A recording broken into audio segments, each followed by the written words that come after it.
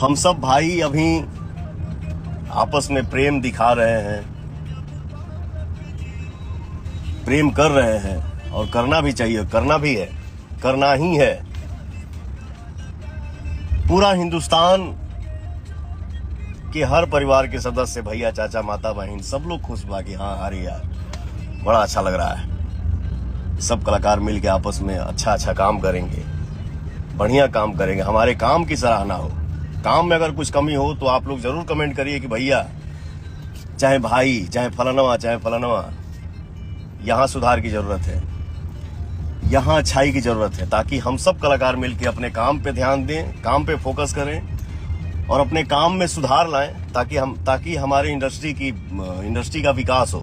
कुछ भाई लोग के जे केहू यूट्यूब भी चलावता, हम तो यही सोचा था नहीं कि ये लोग के कब केकरा पर गर्व महसूस होखे लागता, कब केकरा चलते ये लोग के शर्म से नाक कट जाता। महान हो तुम लोग यार, क्या बोलूं, तुम लोगों के मुंह लगना और 10 किलोमीटर पैदल चलना वही बराबर है। लेकिन फिर भी लाई भी ज्यादा देर के ना रहनी, हम ज्यादा देर के नहीं की, सॉरी। लेकिन जाते जाते हम यह कहब कि आप लोग भाई हो, भाई ही रहोगे। जे जौने लाइन में बा, हम एक्टर बानी, सिंगर बानी, और भी हमार सब मित्र भाई लोग बा, लोग सबके आप लोग काम के आशीर्वाद दी जा, सब लोग मिलकर रहे। आप लोग भी यूट्यूब चलावा जा, अच्छा बात बोल के नाम कमा जा, जी घर में चर्चा हो के ऐसा न्यूज बने कि हाँ यार चलो हमारे भी इंडस्ट्री में क्या था और क्या है, क्या हो गया। सब कोई हंस खेल के रहे, मिलजुल के रहे। हाँ, कमी जरूर निकालिए, काम की कमी निकालिए। भोजपुरी की जो ऑरा है, मुझे लगता है कि हिंदी के बाद भोजपुरी से बड़ा कैनवास कोनो लैंग्वेज के नहीं खे। लेकिन हमारी इंडस्ट्री जिस लेवल पे होना चाहिए उस लेवल पे नहीं है। क्यों नहीं है?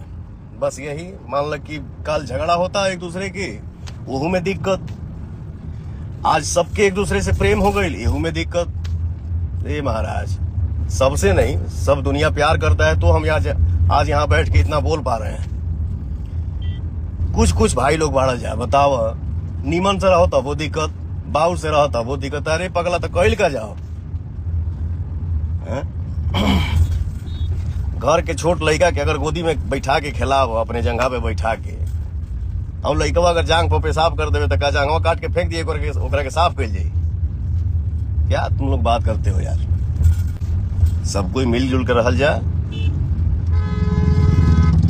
खूब बढ़िया से रहल जाओ। हम सब भाई मिल के रहेंगे।